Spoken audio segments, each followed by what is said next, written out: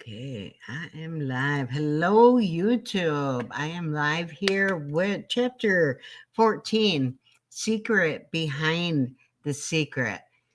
Okay, this is a book that Wallace Wattles wrote in 1910, The Science of Getting Rich. And we are in chapter 14, and it is The Impression of Increase. So in now what I've been doing is going live with my interpretation of each chapter, and then I'm going to post in the details afterwards the audio so that you can listen to it afterwards, because I just am trying different things to keep my retention a little bit better, so bear with me. In chapter 13 last week, we talked about getting into the right business. However, whether you have changed vocations or not, our actions for the present must be for the current business that we are in. So, how do we get into the business that we want? By making constructive use of the business you are already in, by doing your daily work and in that certain way. We've heard before, working to the best of our ability in our current situation is what we need to do, and we need to go the extra mile. We always need to give more than what we receive in compensation for whatever services we are rendering, right? But we always have to be fair. So you can't go out and start screwing people. You need to be fair. You need to make sure they are getting their money's worth for whatever service it is that you're offering. So as far as your current business and dealing with other men and women, whether it's by phone or email or in person, the key thought of our efforts must be to leave them with the feeling of increase.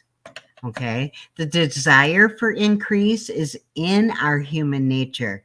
People are seeking more food all the time, more clothes, better shelter, more luxury, more beauty, more knowledge, more pleasure, more life.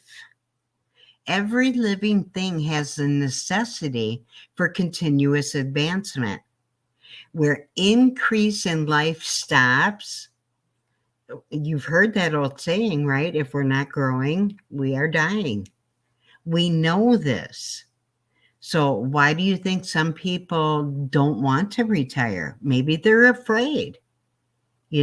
How many times have we heard or seen people dying within 10 years of their retirement? That is because in a lot of cases, they took the word retirement maybe right to heart. That's just another perception of what we think these words mean. If we can change the words to how we want to think, if that is all it took, was changing a word or two, or our perception maybe just a titch, and your whole entire life would change, and all for the better. I'm retired. I'm on permanent vacation. It's all in how you perceive it.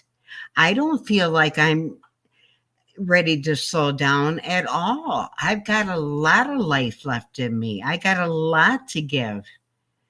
So treat it like the new life that it can be for you. Not answering to anyone. Waking up when you're done sleeping. And of course, doing all the things that you never had time to do before.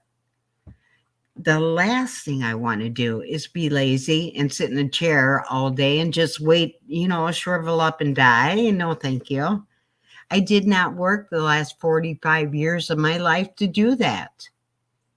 I want to live like tomorrow will never come.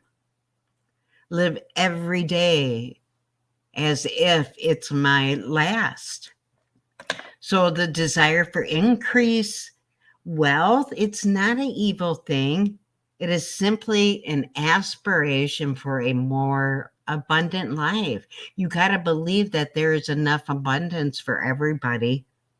And there is. It says so in the Bible. It says so in these. It says so in scriptures that, it says it is so. If we have to believe in something, why not that?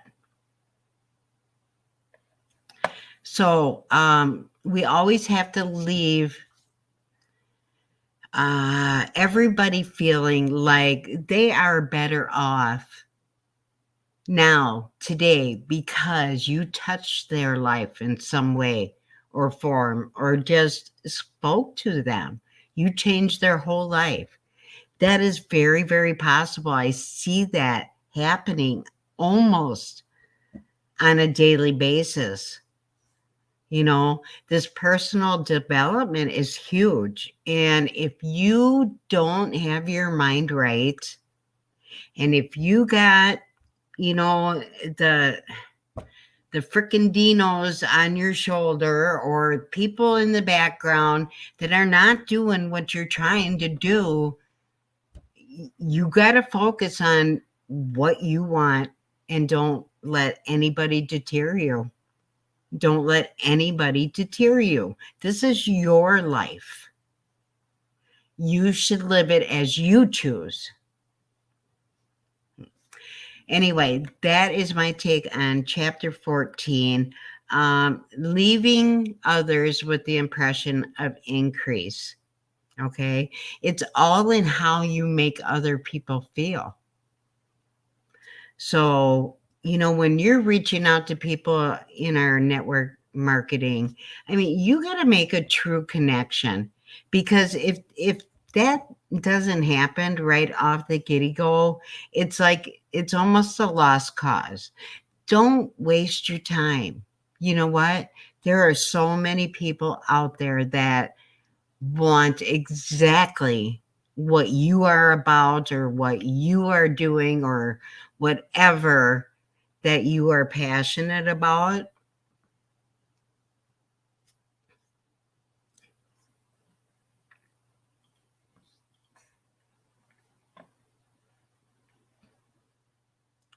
You will find your people.